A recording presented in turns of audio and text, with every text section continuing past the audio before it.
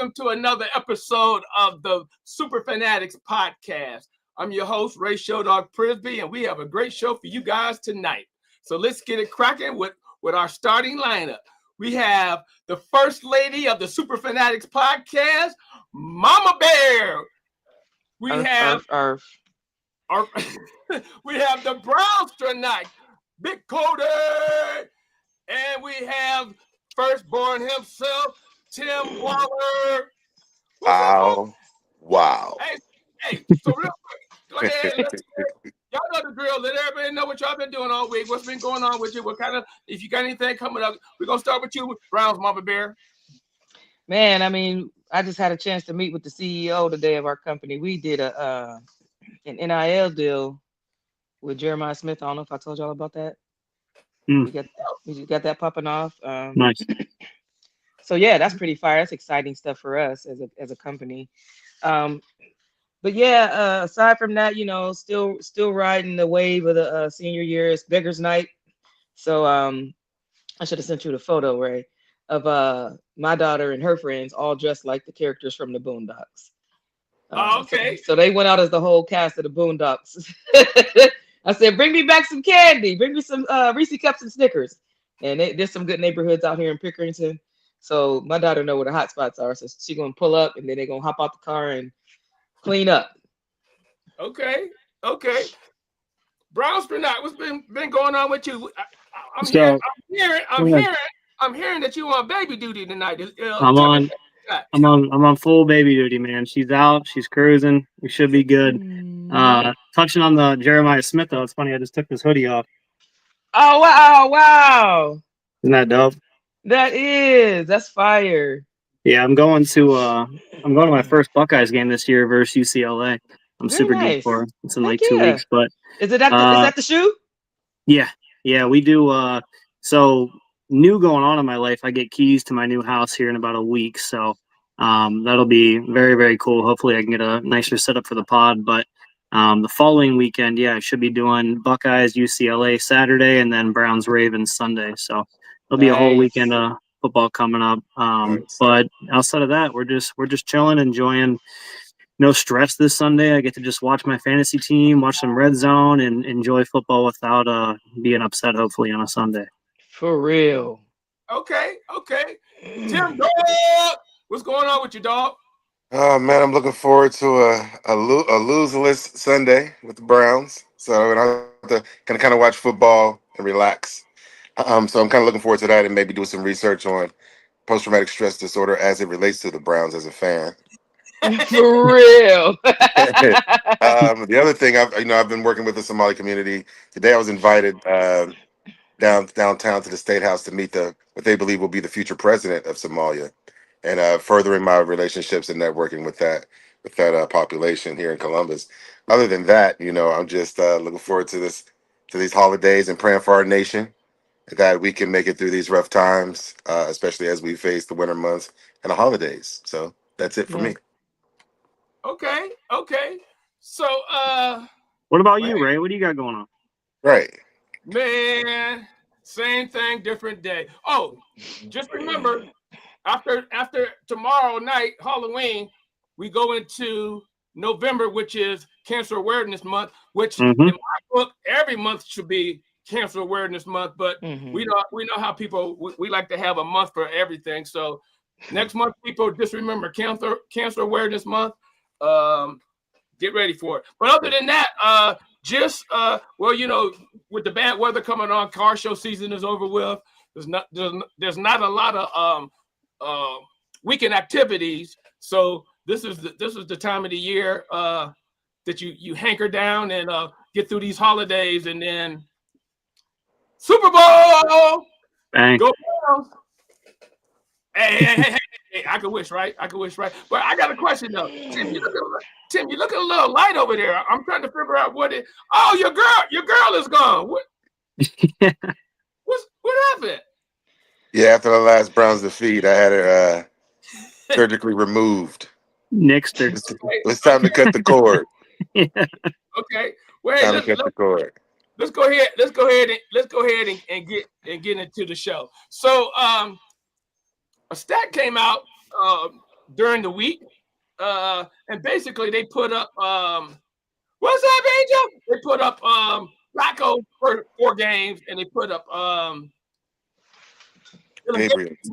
and it looks, I mean, it's almost carbon copy identical to each other. And my question to everybody is, if these are exactly entirely 2 different quarterbacks, but they have identical stats. So the only conclusion that I can draw is that it's not the quarterback, it's the system. So I guess my question to everybody here is, do you guys think it's the quarterbacks that they're just doing everything the same, or do you think it could be the system? Or C, is it something else? And then, ladies first, we're going to start with you. We're going to start with you, Mama Bear.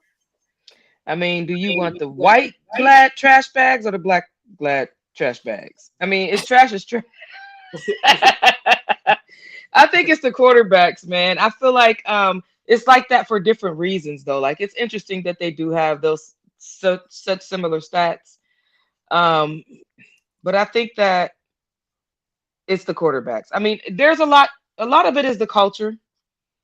A lot of it is the coaching. The play calling's trash too. So you could pick another color bag or whatever.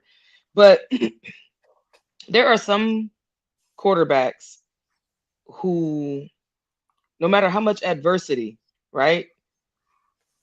They're gonna pull through, they're gonna shine. And I know we don't have like super talent wide receivers, but I just think that the game that Cleveland Brown is playing, the Cleveland Browns are playing, it's like we're not playing to win. We're not playing to win. I'm like, if you're not going to play to win, at least play to entertain. You're not playing to win. You're not playing to entertain. You're not honoring really anybody.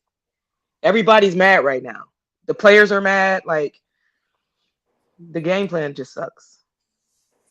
Okay. Big bro, Tim, do you agree with your sister, or because something tells me you're going somewhere else with it? Wow, I don't even. It's hard to unpack all the things that I think. Beginning with the Browns that are wrong. We got an hour. Take your time. Unpack it. I look at it like this. There's a way to look at it when you say Flacco being with the Browns the entire summer, the entire camp and off season, and look at his numbers. And then 10 days later with the Steelers, look at his numbers. So that right there could be a reflection of the coach, because Flacco looked all but retired here in Cleveland, and then goes to Pittsburgh and looks like he was resurrected in the night. And some part of it makes me believe it's that, but then also I think it has a combination to do with the offense too, because I mean, from the outside looking in, we see what we see, but we don't know what Stefanski necessarily has to work with. For all we know, he could be making a really great outcome out of a situation that could look worse. We don't really know. But when we look at that one small sample size of what Flacco was able to do with the team he was with for 10 days versus what he was able to do with the Browns for several, that kind of to me, I would lean more towards it's a coaching issue. Okay. Brownster not? Yeah, the fact that they're that close, it's hard for me to not say it's coaching and play calling. It's so wild because neither of them played great here, and they are 2 completely different quarterbacks. One is double the size of the other. One has cement shoes. The other one, while he's not known for running or really like escaping, being great out of the pocket at this point, he still can move. He still can extend some things. But the fact that the stats are that close, I mean, they're close. I'm going to say that's just play calling, coaching, and really just Kevin limiting Gabriel at this point, or maybe he's limiting himself with just his features. Right. Well, that's where what did it for me. Now if Flacco would have left here and just retired, then I may have agreed with you, Mama Bear. But to see Flacco go to Cincinnati and then just do what he did in Cleveland 2 years ago, which I pretty much knew was going to happen, because when you got receivers like Cincinnati does, all you got to do, me, Tim, or Cody could have went. Matter of fact, you, Mama Bear, probably could have went down to Cincinnati and done what Flacco is doing right now. So that's why I had to give the nod that's why I had to give the nod to yeah, it's the coaching because like you said, you got 165, you got 156, and they got the exact same stats. So Yeah, it's wildly close. wildly close. So our buddy Coach Stefanski, he also said, where's it at Wait, here? before you get to that, do y'all think the stats would be the same for Shador with the same situation? Do y'all think they would have messed him up the same way? It would have been bad for him too. Since we're saying it's the coaches, I just want to know if y'all think that the stats would be the same for Shador. And I'm hoping Shador is that easy medium. And you know what I mean? I don't know. If it's coaching and it's the same thing, it feels like anybody they put in there is going to be like It's that. going to But fail. So they setting I, people up to fail. I think Shador also, at his point to his fault, will kind of do what he thinks is right. He might scramble out. He might try to extend some plays and hopefully bring some sort of energy that's different than this wheat thins we've been seeing at quarterback. Okay. We what Well, and we here's why I think it's coaching too.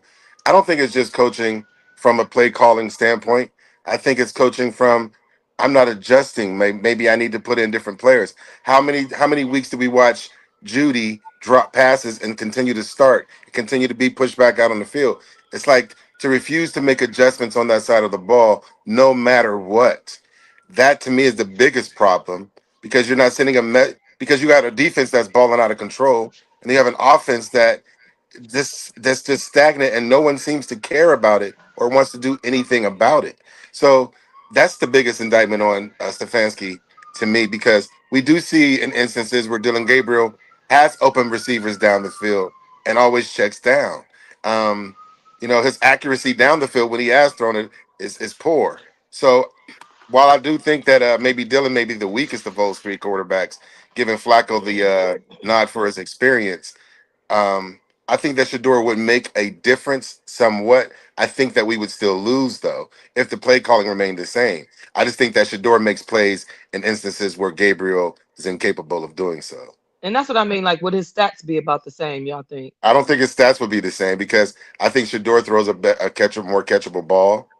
I think that a lot of these plays, because accuracy is more than hitting your target, it's about leading your receiver to an open spot and timing. And Shador is incredible at that. It's also about gaining a rhythm, and when you can gain that rhythm, you have your offensive linemen more in sync without false starts and things like that. But when you can't sustain a drive, it's hard to develop that. If you listen to I watched this thing with Shador mic'd up during one of his preseason games. And he said, we just got to get a rhythm.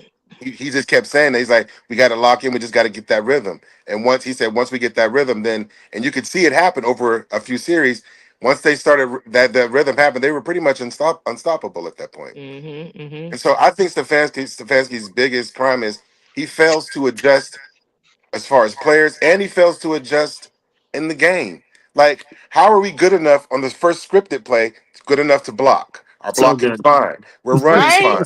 We're passing fine. So that lets me know that you're capable of doing it. You What just can't happens repeat after it. that? Where are they good enough to go down the field on one drive but never do it again in the same game? That's coaching. well, here's my biggest. So okay, so you have a 6'5" guy, and then you have a 5, however tall, 5'7". right? However tall he is. The thing is, you have them both. You got one guy who 6'5" guy. Okay, he's your traditional drop back, stay in the pocket. Prototypical. Yeah. Dylan Gabriel is not that guy, but you got him in the same system that you had Flacco in. He's in the pocket. He can't see over. There's no rollout. There's no RP. There's nothing. And so for me, I don't know unless you have somebody like a Lamar Jackson who's going to basically improvise on every play. I don't think any quarterback is going to survive in Stefanski's system because he's going to want all his quarterbacks drop back. Go through your reads, go through your progressions. No, not with the offensive line that we have. You got with the offensive line that we have, it's pretty much a one read system. We don't know. It's just the thing. We don't know how good our offensive line is because we're always outnumbered because they stack a million people in the box. We don't know how good our offensive line is because after that first scripted drive, we can't run the ball. We don't throw the ball beyond 3 to 4 yards. So what threat down the field do we have? So we don't really know how well our offensive line can block at all because we've never developed complementary football on offense at all. So that goes back to my point. In the opening drive, when we scripted, we're probably the best at that opening drive. And my thing is that if we can protect that entire drive, both running and passing, what happens? Do they replace those players after every other drive thereafter? It doesn't make any sense to me. If they're good enough to do it that one drive, how are they not able to do it again? Like, I don't get that. It is so wild. It's something that he has to get figured out, and it's been like that for a long time. It's not Yeah, like it just it's been started. like that It's been for like that years. We for do. seasons. Yes. You know what I mean? And it's like how with that big brain, all those people in the front office, how do they not keep that going? And I understand you can't script a whole game. You know what I mean? They can throw everything different at you, but just stick to your guns and stick with what's working. And you have multiple different games and multiple different ways that we've made it work. So just average that out. Or I mean, I just don't know how to extend that. It's almost like when they go up in points or they start with that lead, they go into straight protection mode. We have to run the ball. We have to burn the clock. And it's like you can do that once you put up 24 points, or anything over 20. It's horrible.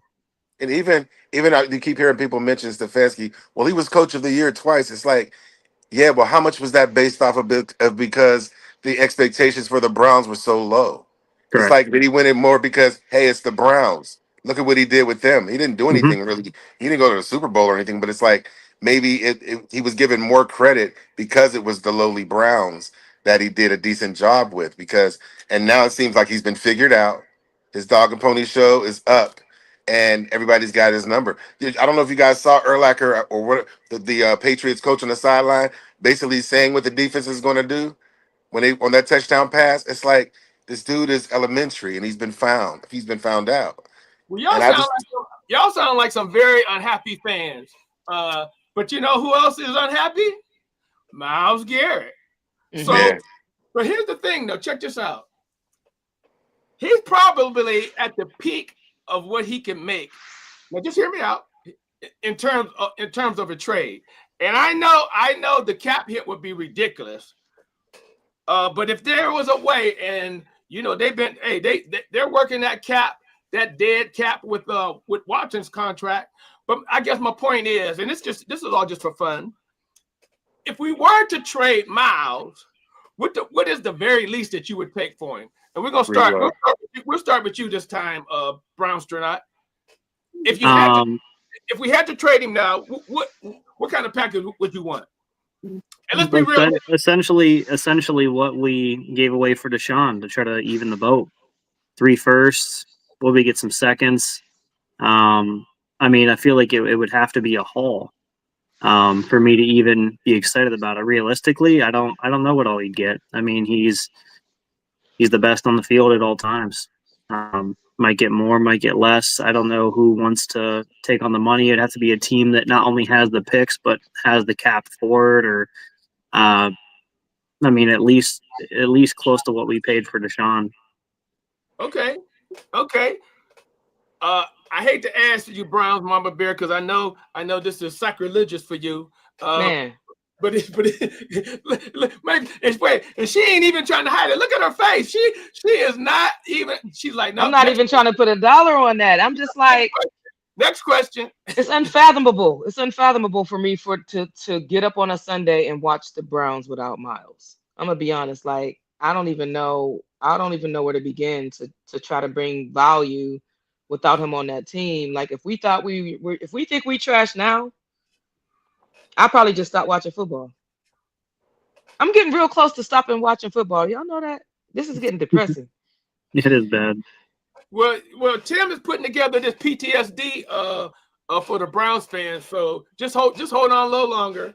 Big bro got But let me ask y'all this though. Like, what does it mean that didn't Myles just recently sign for like a bunch of money or something like that? Mm-hmm. Yeah. But even in that situation, they can still just trade him out. Like, is that something that's like doable right now at this point?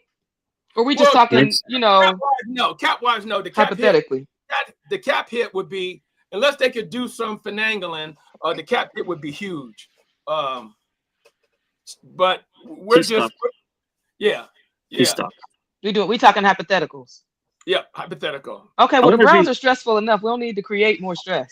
I wonder if he's gonna look back and regret it. Because you can be rich and you can be super rich. Both times you're rich. One time you go to a Super Bowl team and you do something. I was thinking about that when he was sitting over in the bench by himself. I wonder if he's gonna regret it down the road. And it's sad that it's at this point. And I hate even seeing him this upset. It's hard to be a fan. It's hard to be a player. He's getting paid to do it, and I'm paying to do it. So there's a there's a difference there, but it's I wonder if he's going to regret it down the road. Well, here's the thing though, Cody. He's still young enough. He could literally play out his contract here and still go to. He could LeBron and go to whatever team he wants to go to. Yeah, that is if it's just the ring that he's seeking. And even Angel saying traded in 2 years, he'll be almost 32 then. So I don't know. So Tim, if you had to do it, Tim, come on, Tim. There's two sides of me on this. It's like there's the part of me that's the fan that wants to keep him in Cleveland, but then there's the part of me that's a human being and wants to see him set free to live his dreams. Because to have 5 sacks and be destroyed in a game like that is sickening. I feel sorry for him.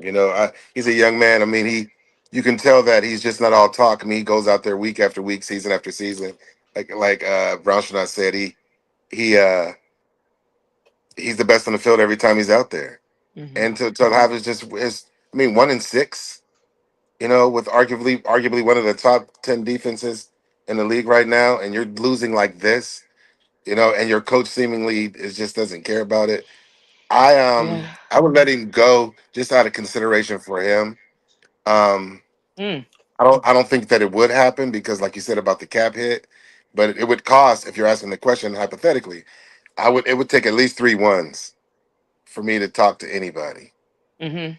But it would also take the firing of Kevin Stefanski and anybody who's related to or associated with wasting a 3rd-round pick on this paper mache quarterback they got back there. That part. Okay. Yeah, I'm with the majority. Minimum three number ones. Try to get some of that. Deshaun Watson picks back. Yeah. Exactly. So somebody put out a report. They said the Browns have set a deadline for Dylan Gabriel to get it done. My question is, how many more games should we give Dylan to prove himself? 0. Go ahead, Tim. We've already given him too much. I already know it's locked and loaded. Yeah, we've already given him way too many games. He shouldn't have had any games. Dylan Gabriel shouldn't be in the NFL. He just shouldn't. He's not an NFL quarterback. We keep seeing that. When you look at his numbers are horrible. Like, I think he has like 3.2 yards per completion, and like 4 point something, like 4.5 or 7 per attempt. I'm like, what is this? Yeah, it's like, I don't even know what to say. I'm done. I don't think he should have any more. He shouldn't have any more games ahead of him. I think that the wise thing to do is while you have these 2 weeks off, this is the perfect time to make the transition. That way you prepare Shador, you prepare the offense, and then you have the Jets, which is totally a winnable game, and I think a great transition game for the whole team. And then maybe get a spark going. I think that this is the wisest thing. I think he's just still holding hope that Dylan will do something that'll prolong his stay on the field. I just don't see it happening. Kevin has already said that he's sticking with Dylan for the Jets game. So that's only in place if he's still coaching the team by the time of the Jets game. Okay. Cody? Yeah, I was hoping that this is the time that they would take the bye week and adjust. If he knows how to do adjustments, adjust the offense more for Shador's skill set. which honestly isn't too far from what they're kind of doing. Is sitting back and going through the reads and throwing that catchable ball that he's known for. Looking at the schedule, Jets, Ravens. I've personally always circled the Titans game. Even on one of the first podcasts I think we did, I've always loved Shador coming out versus Cam Ward and hopefully winning, being such a late pick versus the first pick. I think would be a really cool storyline. I think they start him at the Titans, if not sooner. Maybe the Ravens game. Yeah, I mean, I think it's a couple more picks. I think 5-6 more interceptions. If he throws another 2 interception game, 3 interception game, then he's gonna have to sit. Toast. Okay. Mama Bear. What's the question again about Dylan? How many more games? How I many think more that was like games the would you first give answer. this clown? Do we give I him? mean- Do we give him more games to prove himself, or have we seen enough? No, I think I've seen enough. Like I was the one who kept saying, let me see a little more, giving him grace. Let's see. But then everybody keeps saying he won't throw downfield. I'm like, he can't see downfield. He can't see down there. He can't see the forest for the trees. I mean, all of the big dudes in front of he can't see down there. So it's just one of those unfortunate things. It goes back to what Tim was saying last week.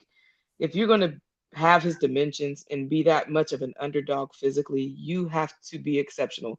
And he is a far cry from exceptional. So I think they should just go ahead and wrap this up. It was a good effort. They wanted to prove that he had something special. No, get rid of him. Cut your losses. We need some W's. That wasn't the question. The question was not to get rid of him. It was just to get rid of him. Tim, help me with her, man. I can't get rid of him. I mean, because is he gonna do better? Y'all think he gonna get better? No, so if we ain't gonna play him no more games, then what else we gonna do? What can we get for him? What can we trade and get for him? And that's a trade I'm willing to talk about. If he's not tradable, then guess what? Get rid of them. You don't even have value in a trade. No. Okay, that's how you ask. How much do you think any team would be willing to give for Dylan Gabriel? Boom. What draft pick do you think? I don't think they don't want it. They wouldn't take a 7th round pick for him. But I bet you, having not played a single down, you get at least a 4th round for Shador. At least. Right now. Come on. Right now you would. That says a lot. Well, let's bring up something a little more sunshiny and roses. Our favorite tight end, Harold Fannin Jr. Oh yeah. Was recently named Rookie of the Year. Of the week. I'm sorry, Rookie of the Week. I hope he makes it up there. You better speak it into existence. Yeah, I claim it in the name of Jesus. Bring him in. Claim it. Claim it. Does this? Well, this is kind of like a good news, bad news, because something tells me with him having games like this week after week, it's just spelling the end for the Chief. It's just what now? Oh yeah. Oh, definitely. He about to be out. So that's the question. Is he out, or do we still hold on to him a little bit? Peace. How long is this injury gonna be for? Whose injury? We're talking about the Chief, right? He played in this game though. He got a touchdown last week. Yeah, he was quite. He did. Oh yeah, he did. He did his thing last week. Played. He did his thing last week. Writings on the wall. But Fannin makes you almost forget he was there. He's young. He's exciting. He runs hard. He gets the ball and he looks for extra yardage. He's better than Njoku was as a rookie. He just is. And Njoku, I mean, we kept him here, and he was really good for the Flacco games. But he's not like he's ever had some wild, season that we're like, man, we got to keep him here. On top of injury question marks here and there, yes, he's made them through them, but he's also 30. I think Fannon's filling in quick, efficiently, and obviously I love he's from Canton. So yeah, he's an eater. He stays healthy, keeps doing his thing. He's gonna be really good for a while. Yeah. Okay. Tim Dog? Yeah, bye. It's time for Njoku to go.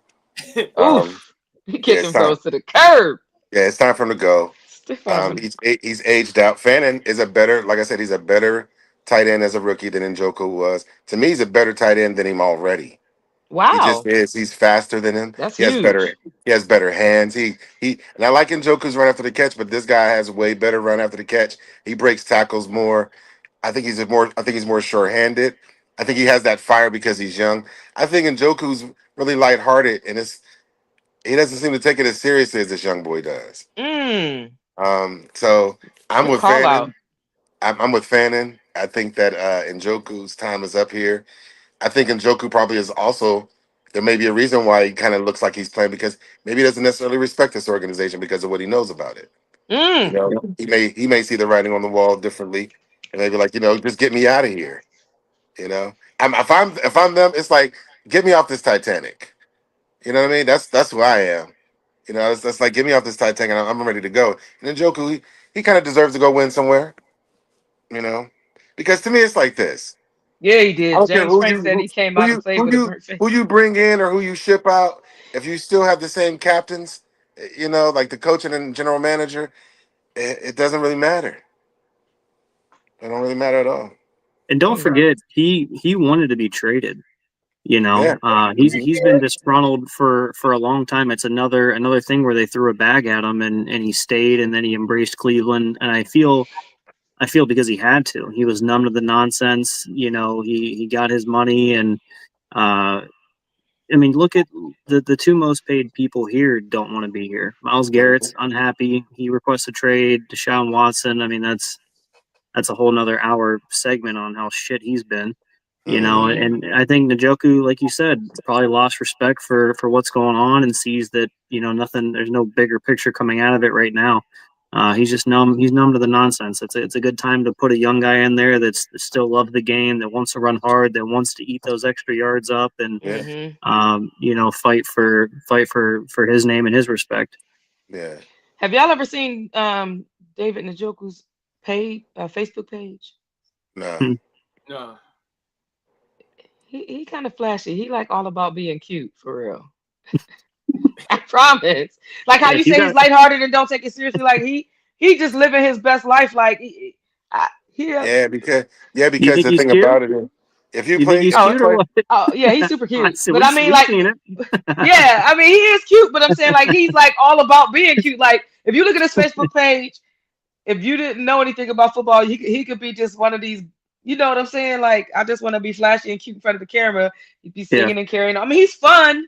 Don't get me wrong. Like I feel like he's brings a good energy, but it kind of speaks a little bit to like what Tim's saying about like not being really head down serious, because you would have never seen like Nick Chubb do something that some of the stuff you seen David Njoku do on Facebook. Like you just Yeah. wouldn't see it. but Like here's it's here's the thing about stuff like that though. Like these guys, their careers are like a candle in the wind. And yeah. so they put their bodies on the line every week for a sport that they've been playing since they were little boys, but never so risky and violently as they're playing it now. So while they are making a bag, it's like you put your body on the line for more than money. You're putting it on there for the glory of it to say, this is what it was all for ultimately. And Hmm. so even Mm-hmm. within Joku, you got to look at it like how much time do I have to live life like this in this way? Wow. While I'm still have my prowess and my this youth in me. And so the Browns is an organization that if you're not careful, they definitely do it to us fans, but if you're not careful even as a player, they can rob you of that. They can rob you of that peace of mind and the enjoyment Mm. of a career that you fought long and hard to be a part of in this capacity. Yeah. So thinking about it from a player's perspective, it's like, yeah, to go out here and be 1-6 as hard as I work, and there's just not going to be any chance of winning. You're going to keep marching this little guy out here like a little drummer boy every Sunday. That's got to be maddening. You know what I mean? And thinking about it from that perspective, anybody who has any true talent, even though I would hate to see him go, I would applaud their release. Yeah. Yeah. Drummer boy's crazy.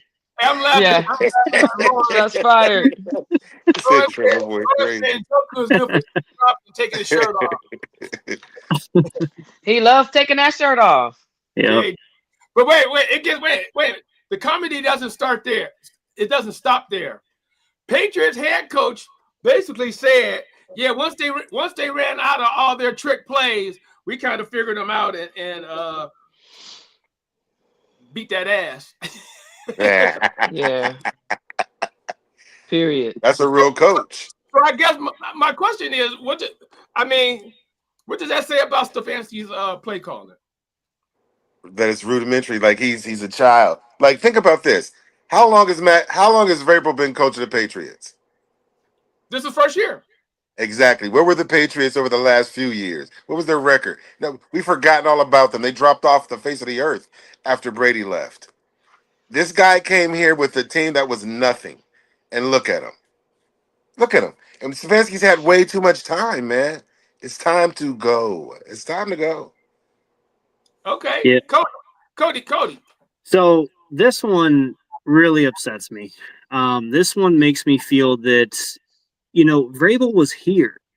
Vrabel was brought in for funsies. He was running around with Miles and running around with these guys, and he had a job here recently. You would think he had a connection with these guys that he's now just shitting on, and Yeah. and it's such a slap in the face to the organization.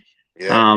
When I went on Burning River Sportscast, they thought I was going to be excited, and we still got it, and we can still turn this thing around, and I'm so worried about the organization from things specifically like this. Vrabel looked like he was excited here. He was having fun. It was nothing for him to come in and help Kevin, his friend, and be here. And immediately after, he's just, throwing him under the bus. It scares me so much that this is just never going to be fixed until he's gone. And Yeah. I think he still has another year. I think Haslam gives him next year, which is another conversation. But it's really not even a slap to the face. It's a backhand to the face. I mean, it's just disrespect.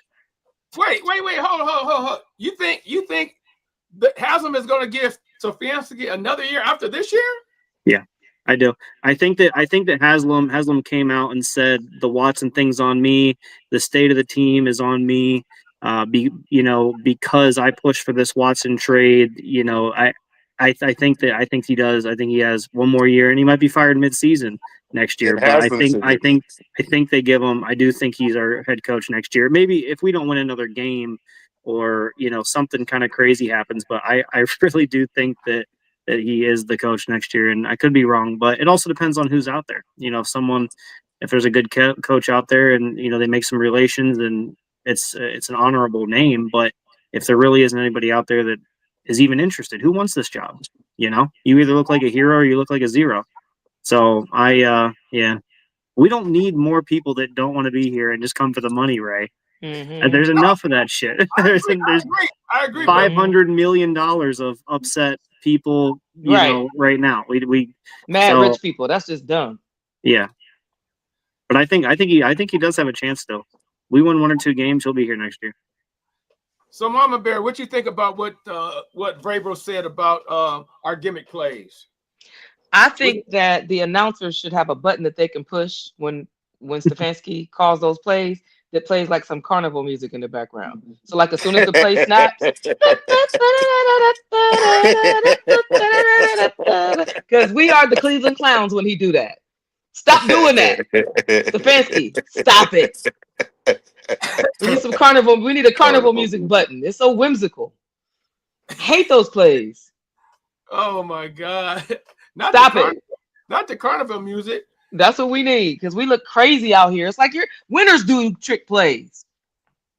Winners do trick plays. You can't be out there. Who do they try to get to pass the ball? The one trick play where it was like who they pass it back to that was supposed to try to pass it and then he tried to take off running because he couldn't get set up to pass. That was it Sanders? I think it was the other running back, not. Yeah, it wasn't Junkins. It wasn't Junkins. I think it might have been Sanders. It might have been Sanders. Rocket. That play was dumb. And that's when the carnival music should have started right at the snap. I liked a little bit of the Wildcat. I like some of the stuff first drive. I was excited. I was like, dude, he's pulling out everything he has. Maybe some trick plays. Nice. Maybe some trick plays or what it's going to be, but then it just kept getting worse and worse and worse. Then That's yeah, Yeah, then we start looking like the Cleveland that is Clowns. that is what's so frustrating. That first drive, it looks so effortless. It's Oh, I like, was screaming. Yes. I was so excited. we got I, this, we got Yep. this. it looked like a winnable game. It looked like Yeah. a winnable game. And 4 then miles. It's so effortless. And then next series, 3 and out. Next series, 3 and out. Next series, interception. Next series, 3 and I mean, this I don't get it. It's like Tim said earlier. How can you be so creative in that first drive, and then all of a sudden all your creativity is Just just fall gone? apart. they just Yeah. go into defense mode, tornado drill, and get under their damn desk. yeah. Yeah. It's bad. It's Facts. bad. Facts. Tornado drill. Tuck their tails, man. It just goes straight down. 100%. Tim, what do you think about what Vrabel had to say? I think he spoke the truth. Mm-hmm. I think he looks at this guy. This is a Pop Warner coach with Pop Warner playbook and Pop Warner calls and Pop Warner strategy. That's what it is. And to me, what does Stefanski say about that? When a man calls you, another coach calls you out to the carpet like that, like you I got just let that ride like that. Right That on kind the of head show. with your That kind of chest. show. That kind of shows me a little bit about him too. Like, what kind of fight do you have? Just let this man call you out to the carpet, and you just what? Like Brownstone said, go into tornado drill mode and climb under your desk. You know what I mean? It's just I don't like. I want somebody here with some fight. Yeah, Like, why I'm can't ready. we get a fiery coach ever? Like, we Yeah. never get that. We get these pushovers. It's just like We need I'm some Greg tired. Williams, Yeah. energy back. Yeah. Yeah. I'm thinking maybe even Schwartz. If they get rid of Stefanski, if Schwartz is because I Schwartz, he was a head coach at one point. Yep. I think he gives us a better Ooh. chance with Ooh. I thought some about that when they spark. first got him on. He would be the But fill-in see, if he gets fired mid-season. I believe that. Right. yeah. That'll be a nice feeling. So, sports analysis, Daryl Reuter, he's basically going ballistic because he said he called this in preseason, and basically he said, I'm so frustrated that Andrew Berry did this. Mm-hmm. That is a top 100 pick, and he's talking about Dylan Gabriel. They keep shoving this guy down our throats. I told him in training camp that this wasn't the guy. This is unwatchable. But my question is this more of a Berry thing, or is this more of a Kevin Stefanski thing? Because, yeah, Andrew Berry did drafting, but Stefanski keeps playing him. So Yeah, I have something good on this. One, to answer your question, it's both. It's both. Barry drafted him. Kevin can't get his head out of his ass. But I went to training camp and actually talked to Daryl Ryder, right at where the end zone was, and Dylan was running drills, and I asked him, hey, what do you like? What do you see? Any of any insider information? And I was like, look at Dylan. He made a good pass, and he said this guy won't make it. So what he said is very true. He was really not happy that he was there. We actually made a joke from where we were standing at is where kind of like the vision that a cornerback would be. Where we're standing from the defense looking this way, and he snapped the ball. He said, "Look, where is he? Where is he?" You couldn't see Dylan over the line, past the line. You couldn't see him at all, and he's like, "This is exactly what I'm talking about. He won't last more than a couple games." So, Raider did call it. He was very passionate about it. I was actually shocked how much trash he was talking about Dylan being a part of, being on the field, and then he talked about Shador. He said they're going to bring Shador along very slowly. I mean, he's honestly called almost all of this from training camp. It had to be like the third or fourth one open to the public I went to, and he really, he called Dylan's too short. He doesn't have any elite traits, and Shador will get his time, but the Browns will not rush it. So let me ask you a question then. Did he say why, or did he give a reason why he felt that they were going to bring Shador along slowly? I think that he kind of made it seem like they know there's potential there, and they don't want to rush it. They want to make sure that his time's right. And it kind of gave me the vibe that he felt that they felt that he just wasn't ready right now. He wasn't ready, has the higher ceiling, but they're really going to bring him along slowly. But it's actually wild that I forgot about it until I seen the questions. I mean, he's called it up and down correctly. Okay. When you see that though, I'm sorry, I just want to say, because before we forget, but when you see that, that makes perfect sense. The only thing that kind of makes that seem a little off is that you would think that they would explain that to Myles Garrett and other players so that they would understand what's happening and kind of like alleviate their frustration a little bit.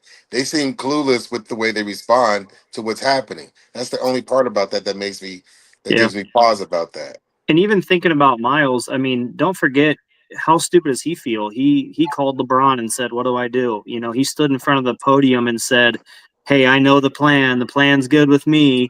You know, Hmm. things are gonna be fine." You Yeah, know, and the plan was either maybe Flacco or him getting paid, or like he was he was comfortable with it. So I don't know what the plan they told him was, but it was probably a bag of lies.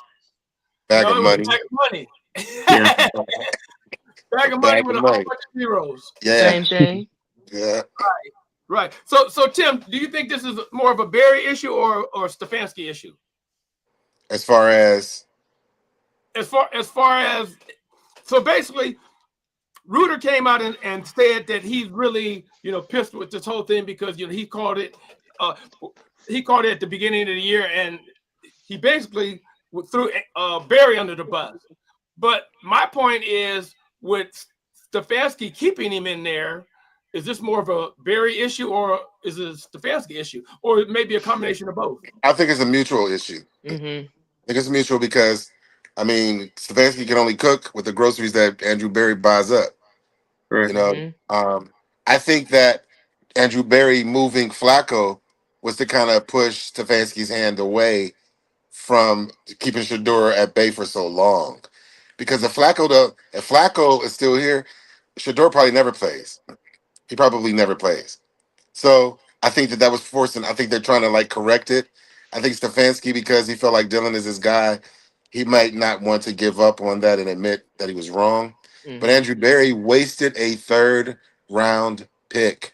That was a Yeah. wasted pick. We could have gotten a receiver with that, a lineman, maybe another linebacker, defensive back, safety, something we could have gotten a value. A third round pick is a very valuable pick, and I think that I blame both of them for that.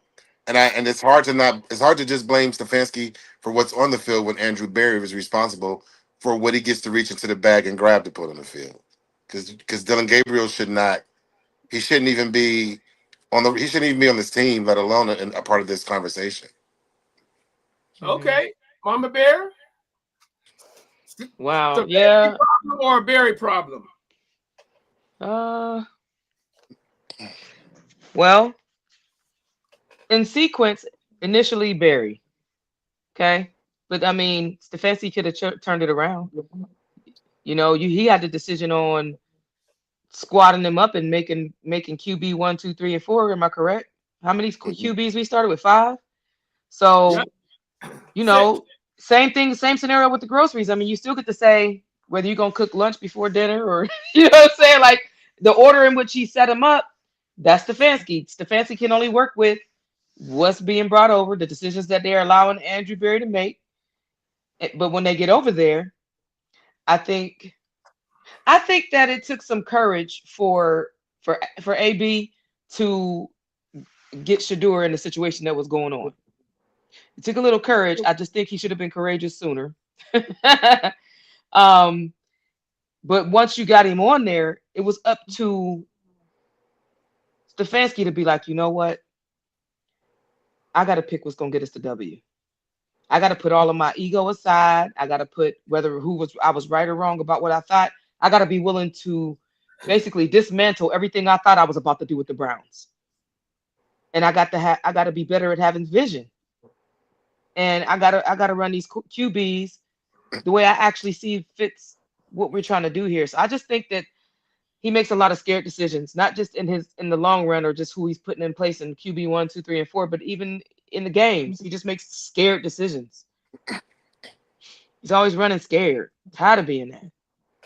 He doesn't have any leadership qualities whatsoever. He just doesn't Man. look. He doesn't look like he's even related to the team when he comes out there. Even after a big play, He just doesn't. He looks like a walk on, and on each series, he looks like a walk on, like he just walked on in that moment. He just doesn't. He doesn't seem like any attachment. He seems very cold, no emotion in his face. He just, I don't know, man. I don't know how he's how or why he's here. Tim, that's his game face. That's his game face. That's the Game face of a face, man who. game That's the face with face no of a game. right. That's the face of a man who knows he's out of place. I got one for all my conspiracy theorists. So I heard that Dylan Gabriel and Kevin Stefanski, they have the same agent. Mm. Let's discuss that because Mm. we always know that it ain't what you know, it's who you know. Mm-hmm. And me personally, I'm not a conspiracy theorist, but I don't know. I mean, we got 10 minutes we got 8 minutes to talk about something, so it might as well it might as well be that. I guess my question is, do you think there's any connection with him staying in so long because the agents and all that other kind of stuff? Go ahead, Mama Bear. You got this big question mark. That's kind of a blatant conflict of interest, a little bit, to me. Well, it's actually I gotta correct it because he actually shares the agent of Gabriel's previous 3 coaches from college, not the same agent as Gabriel. You see what I mean? That it was 3 of Gabriel's college coaches that have the same agent as Stefanski, and they're thinking that's a connection there, not directly Dylan. Yeah, we could make a conspiracy out of that. It's just dumb decision making. It's just not wanting. It's just not building your team for the win because you're trying to do all this political stuff and you want to be right about something or you. Here's the thing: you don't want to be wrong more than you want to be right. And when I say wanting to be right, I mean wanting to do the right thing for your team to win. You're working so hard to not be wrong that you suck. So kind of cutting off your nose to spite your face kind of thing? Basically, yeah. Okay. Cody, what you think? You suck. Yeah, I'm not looking into it too much. I mean, the Browns have made a ton of dumb decisions, but I don't think that even if it was Kevin's son, if he's 5'9" out there and looking horrible, you wouldn't take him on your team. But I don't know. I mean, there's so much. I mean, look at these rigged poker games. The NBA is starting to look rigged more and more every day. There might be some stuff going on. There's a ton of stuff on the back end that we don't know, but I don't think this is one that we can look into too much. Okay. And Tim, you don't think nothing going on there? Well, I live on Conspiracy Street. Everything's a conspiracy to me. I feel like there's some type of rabbit down in a hole somewhere scurrying around in my mind all the time behind every curtain. There's something fishy. And I smell a rat. Now here's the thing. The entire NFL is a brotherhood. I mean, so I don't know that you put too much stake in something like this because they always talk about they come from this tree or that tree, the coaching tree, this, the coaching tree that. We see all of these different things, and there are only so many agents that represent these athletes. So I don't think that although I'd love to find something, I think we search for something rational out of the irrational display that we've just been dealing with this entire time, all these years. Like we're looking for anything to explain away this madness that we've suffered through for decades. Can you blame us, Tim? Can you blame us? That's the question. Can you blame us? Well, I'll tell you this. Einstein says the definition of insanity is doing the same thing over and over again and expecting a different result. So we keep signing up for this every single season. Yeah, and we're so all by nuts. that, I do decree and declare that we as Browns fans are insane. Yeah, 100%. I concur. And I have the certifications to diagnose. So here we are. Yeah, Send me some Xanax. If you didn't like that conspiracy, I got another one for y'all. I got another conspiracy theory for y'all. We got 6 minutes. I got another conspiracy theory for y'all. Kevin Stefanski's dad was in the Philadelphia 76ers organization, and he did not like AI with the corn. So and I'm reading this stuff. I'm like, oh, come on. But basically, the parallels that they were trying to draw. So Scancy's dad didn't like AI because he wore cornrows. So now I guess Kevin isn't supposed to like Shador because of the cornrows. Wait a minute. Whoa. Come on. Whoa. When you look at all of the cornrows and afros and locks and everything in the NFL right now, that can't be it.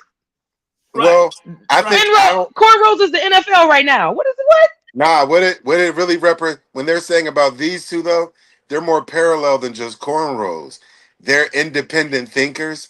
They don't follow the status quo of anything. They don't toe the line of the shield or the brand. They're their own brand. And any type of organization, they don't want that because, especially in today, Shador is given the right vehicle, he could have a brand that rivals the NFL. We're in an individualistic society now. This is the most entrepreneurial the world this country's ever really been. You got these young people who don't need the NFL for money. They don't need them for. He came here as a rock star, and whether he leaves tomorrow or stays another 10 years, he's a rock star, and they can't have that. So yeah, he can have a bald head like Ray. It's the swag. Yeah, I think they it's about the swag. It's like somebody that comes in and says, "I have my own mind and I won't toe the line." That's what the danger is. So you're not drawing the parallel. So you are drawing the parallel to it then. What you're saying? I'm not saying that. I'm not saying that. I can see what I'm saying is I can see how the parallel could be made. I'm not saying that that's the case because I don't know. I didn't really hear that report. I got you. But I can see how the parallels between the two players could be made. Okay. Okay. You concur, Mama Bear? Yeah, I mean, it's a swag thing. I mean, I want to know. I'm sorry, I always answer a question with a question. But like, is there any truth to this? We know you do. Is there any truth to this stuff about Shador and the Nike deal? I keep seeing it up and down the book. Like, what did he actually get? Like, because I know he's already making bread and he hasn't even gotten on the field for real. Like Tim is saying, like he doesn't really need the NFL to make money. He is his own brand. But what's the deal with him and Nike? Like, what kind of cake they gave him? I didn't. Maybe our producer might be able to pull that up. I don't know. I keep researching it, but like all of this stuff now, you don't know what to believe. Yeah. I'm trying to figure because I'm like that's the one Nike posted with him. Yeah, I mean, you got to think that they probably scared. People fear that type of thing. Like they're afraid of Shador. They're afraid of him because he's gonna get out there and outshine coaches and everybody. Like They can't control his words. So here's the thing: this guy has face of the league potential. If we can't control how he moves and what he says, we can't put him there because whatever he says is going to be gospel to all that listens. That's very important. When you can't control that. That's why they were against Allen Iverson because he had that type of potential. We can't let him be the face because we don't know what this talking face will do. Tim, I'll be honest. When you first brought that up, I was like, no, and you're starting to sell me on it. I mean, it really does make a lot of sense that, you know, it's almost like going to like a Catholic school or something. Like you follow these lines, and this is your script, and if you're not doing it, you're going to get punished. You know, and I really, I'm not 100% on it yet, but you're really opening my eyes to it for sure. Yeah, that because we've seen, like, we look at Jordan, we look at LeBron, they largely toe the line, and they'll allow that as long as you don't. Because what Shador is saying is like, I am an independent thinker, and that poses a threat to any huge organization, a country, anything. And it's like that's too radical, and you can't. And people love him, so they're gonna trust what he says. So if he says anything, imagine him taking a knee. You know, imagine him speaking out on any type of thing. It's like we can't control that, and they don't want to be a part of creating a monster that'll eat them up one day. The NFL, there's only going to be more of that. so they're going to have to deal with it. In a world of social media, in a world of these college players getting paid, they can promote themselves, they can push themselves, they can expose themselves. Some of them are streaming hours a day. There's only going to be more and more of that. Hopefully, Shador isn't the first one to take the hammer because of it. But the NFL, if they're going to be strict like this, they got way more fish to fry than just 12 right now. Yeah. It's only going to get worse. And that's what they're trying to do. They're trying to make an example of him so that others and I can coming see out of college don't follow that suit, because that NIL deal is going to change and reframe the way the NFL looks and feels. It's going to, because they're no longer just taking in the poor and the needy and to just give me a chance. These guys are like, bye. We don't necessarily have to put our bodies on the line forever anymore, and we can dictate maybe where we go and how much we get paid. I can see that. Yeah. Hey, well, look at that, y'all. Our hour is up.